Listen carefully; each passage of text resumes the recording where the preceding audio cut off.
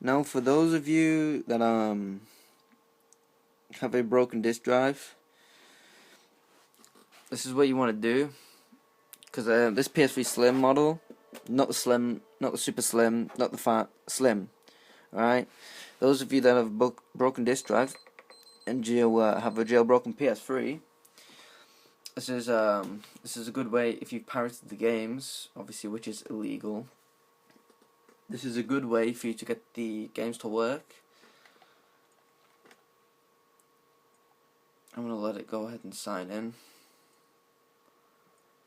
Alright, I'm signed in. Obviously, I've got nothing on the disk, as you can tell. You're gonna need Game Sonic Manager 3.00. I'll show you that in a minute when I go onto it. Once you build the ISO of the game, which you install it through the Game Sonic Manager FTP server, if I was you. And once you've installed it, build the ISO. I'll show you how to do that in a minute. I'm not going to do that right now, because I'm going to show you the multi-man, what you need to do. Alright, I'm loading the multi-man. I don't know if this works on CEX, but it does work on DEX. I've worked it twice now. Alright, there's the ISO file of the thing. It'll come up with a disk. The original will not come up with a disk.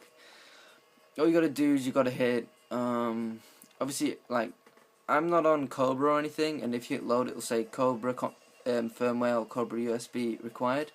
So I just go ahead and go start disk, start game from disk. You'll load back onto the XMB. It'll say on the top right, break operation, blah blah blah. Game quit, no request event. There you go. If you go up, it will not be there, and you gotta go down. You gotta go into Game Sonic Manager. This is why you need Game Sonic Manager, because you need it to build the ISO. I don't know if you can do it on multi-man or not, but you need Game Sonic Manager for this part. I'll show you where to build the ISO and how to wait for it to load up. I'm not going to supply the links for these. Alright, see, that's Black Ops. That's GTA. This is the ISO of the GTA. But all you got to do is you go onto the game that you want, press select, build ISO. It'll start building, it'll take some time, of course. But once you build the ISO, you go to multi-man, hit start game from disk drive, hit go down to Game Sonic Manager, hit play on the game that you want. Obviously, you need to have the ISO for it. And when you load back onto XMB, you go up, and it should be there. There you go, GTA IV.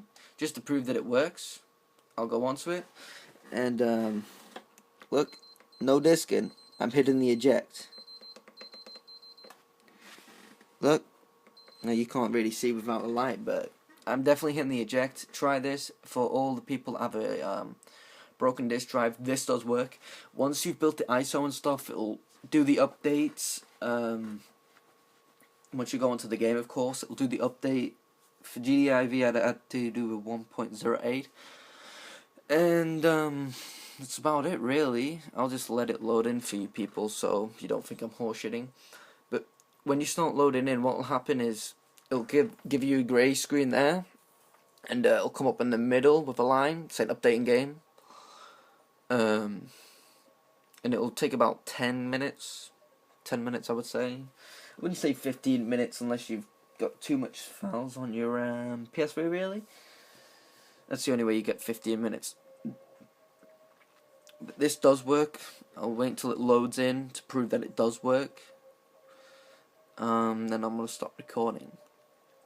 But you do need that Game Sonic Manager to obviously start. But it works, and it's perfect for people that have broken disk drives. There we go, starting a new game. Now, for anyone that turns around and says, why don't you wait until you get into multiplayer? Well, don't really need to. Single player works, doesn't it?